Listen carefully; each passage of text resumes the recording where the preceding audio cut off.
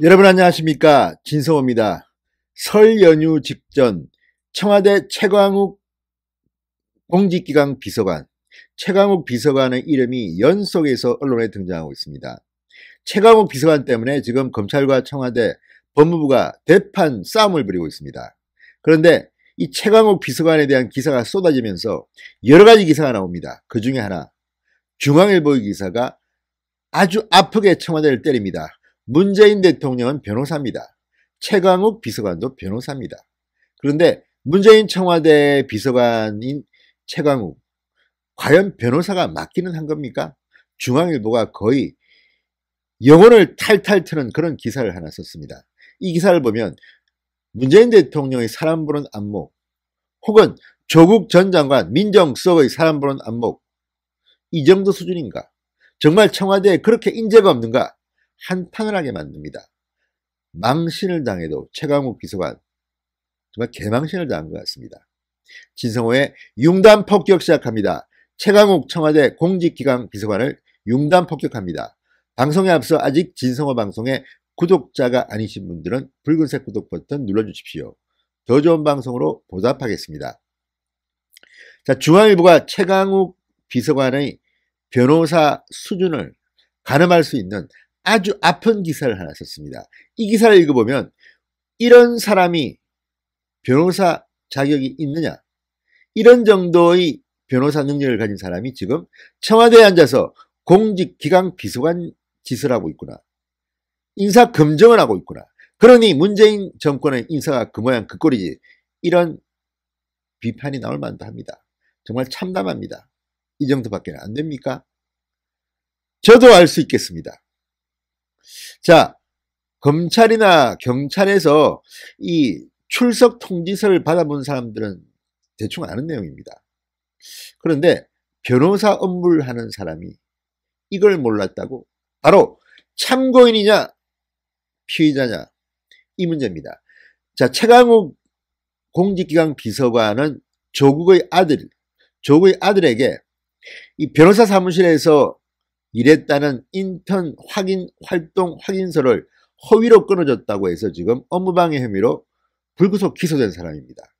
그런데 이미 검찰이 세 차례나 최광욱 비서관 보고 검찰에 출두하라고 이 문서를 보냈습니다. 그런데 소환에 응하지 않았습니다. 그러면서 하는 변명이 참고인은 소환에 불응해도 된다, 이렇게 막 주장했습니다.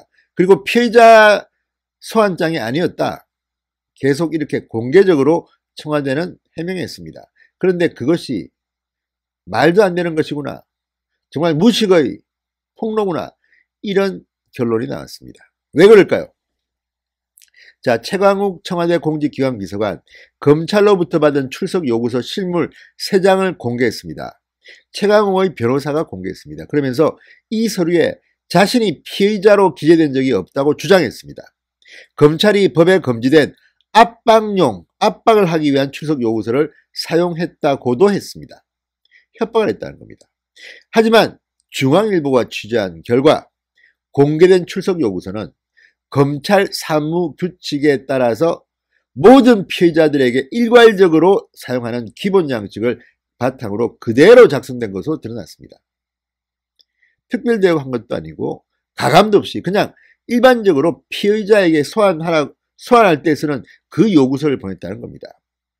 그런데 본인이 이 피의자용 출석 요구서를 받아놓고 그 양식을 갖다 공개까지 했는데 정작 변호사라는 사람이 피의자인 줄 몰랐다고 고백한 셈입니다. 자, 이게 누구의 말이 맞는지는 중앙일보가 따진 것을 제가 설명해 드리겠지만 어처구니가 없습니다. 어떻게 변호사라는 양반이 자기한테 온 이 소환 요구서가, 출석 요구서가 피해자용인지 참고인용인지도 헷갈렸다는 건지, 아니면 알고도 거짓말을 한 건지, 그렇다면 더 가정스럽습니다. 자, 23일입니다. 최광욱 비서관 측의 하주희 변호사가 자신의 사무실에서 기자회견을 가졌습니다. 그리고 지난해와 올해 최광욱 비서관이 수령한 출석 요구서 원본을 공개했습니다. 원본. 공개된 서류에 따르면 검찰은 지난해 12월 9일, 12월 16일, 올해 1월 3일 3차례나 걸쳐서 최 비서관에게 소환을 통보했습니다. 그런데 이 사람은 불응했습니다. 검찰이 요구한 소환 조사 일치는 각각 지난해 12월 12일, 20일, 올해 1월 8일이었습니다. 자, 최 비서관은 입장문을 통해서 출석 요구서를 받는 그 과정에서 저를 피의자로 기재하였거나 입건하여 피의자로 신분이 전환되었다는 통보를 받은 사실이 전혀 없다고 주장했습니다. 사실일까요? 그가 제시한 근거는 일반적인 출석 요구서와 자신에게 통지된 서면 내용의 일부가 다르다는 것이었습니다.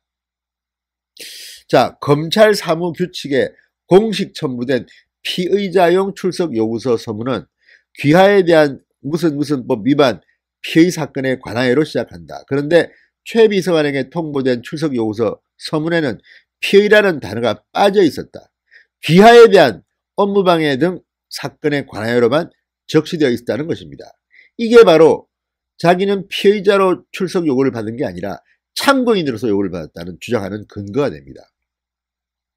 자, 최 비서관 측은 사건 번호란에도 검찰이 입건되지 않은 사건에 부여하는 수재 번호가 기재되었을 뿐 입건된 피해자에게 부여하는 형제 번호가 기재되어 있지 않다는 점도 근거로 들었습니다.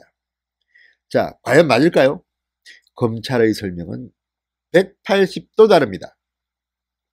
문서 수령자가 피의자인지 참고인인지 여부는 해당 양식 서문에 피의라는 단어 하나로 결정나는 게 아니라는 것입니다. 검찰 관계자는 중앙일보의 인터뷰에서 서문의 피의라는 단어는 전혀 의미가 없다. 사건에 따라 해당 단어가 빠지는 경우가 있다. 종종 있다. 자, 애초에 검찰 사무규칙에 따르면 피의자와 참고인에게 발송되는 서면의 양식 자체가 다릅니다. 그러니까 최 비서관한테, 최강욱이한테 보낸 그 출석 요구서는 피의자에게 발송되는 서면의 양식이라는 겁니다. 참고인에게 보내는 양식을 보면 완전히 다릅니다. 완전히. 자, 피의자용 출석 요구서에는 죄명과 더불어 혐의 사실이 간단히 적시됩니다. 그리고 정당한 이유 없이 출석 요구에 응하지 않으면 형사소송법 제200조 2항에 따라 체포될 수 있다는 문구와 함께 변호인의 조력을 명시한 미란다 원칙도 기재됩니다. 최강욱 비서관에게 보낸 것은 바로 이 양식입니다. 자, 그런데 최 비서관은 공개된 출석 요구서에 그가 받는 간단한 혐의 사실, 체포 경고, 미란다 원칙이 모두 들어있었습니다. 이런 문서를 최강욱 변호인은 공개한 겁니다. 그게 바로 피의자용 출석 요구서입니다. 그런데 변호사라는 사람이 이게 피의자용 출석 요구서라는 걸 몰랐다는 겁니다. 이거는 참고인용이라고 어거지를 쓰고 있는 겁니다. 자, 그래서 검찰이 제시한 참고인용 출석 요구서를 봤습니다. 양식이 완전히 다릅니다. 제목에 아예 박아놨습니다. 참고인 출석 요구서. 그리고 위와 같이 정당한 이유 없이 출석 요구에 응하지 않으면 체포될 수 있다. 이런 말도 없습니다. 미란다 원칙도 물론 없습니다. 자, 이거를 비교해보면 너무나도 다릅니다. 달라요. 그런데도 변호사라는 최강욱 비서관이 이걸 피의자용 출석 요구서라는 걸 몰랐다고 지금 주장하는 겁니다. 왜? 피의라는 단어가 없어서 그렇다는 겁니다. 개망신입니다. 자, 또 이 수재냐 형제냐 이것도 별 문제가 없다는 게 검찰의 입장입니다. 어차피 수재번호와 형제번호 모두 피의자에게 적용된다고 합니다. 검찰 관계자는 소환조사를 하거나 계좌 추적을 하는 등의 초동수사를 할 때는 수사사건으로 등재하고 피의자 신문조서 작성 이후나 체포, 주거지, 압수수색 등 더 고강도의 수사를 할 때는 비로소 입건이 되는 것이다. 당시는 최 비서관이 조사도 받기 전이기 때문에 수재번호가 보유됐다. 이렇게 설명했습니다. 근데 더 웃기는 것은 최강욱 비서관이 출석 통지서에 체포 운운하는 내용이 담겨있다. 참고인 압박용이다. 이렇게 주장했습니다. 이거야말로 넌센스입니다. 피의자용 출석 요구서이기 때문에 이런 내용이 담긴 겁니다.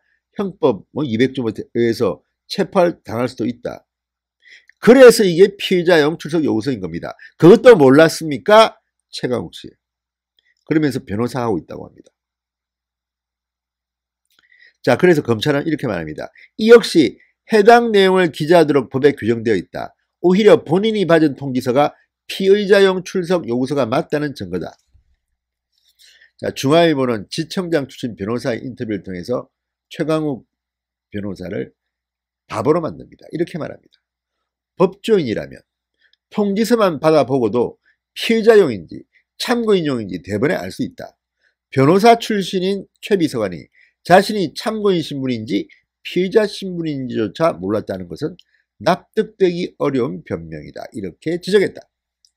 문재인 대통령이 사람 쓰는 것 참 의문스럽습니다.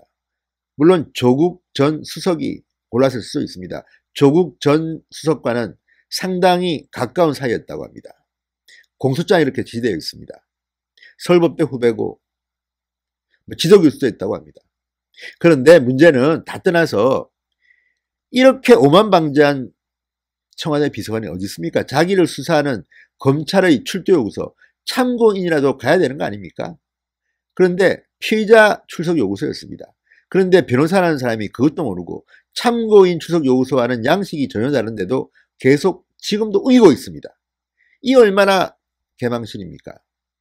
청와대 민정수석실 산하 공직기관 비서관이라는 사람이 이런 기본적인 상식도 모르면서 변호사 자격으로 그 일을 하고 있는 것입니다. 정말 문재인 대통령이 오히려 이것 때문에 망신당한 게 아닌가 싶습니다.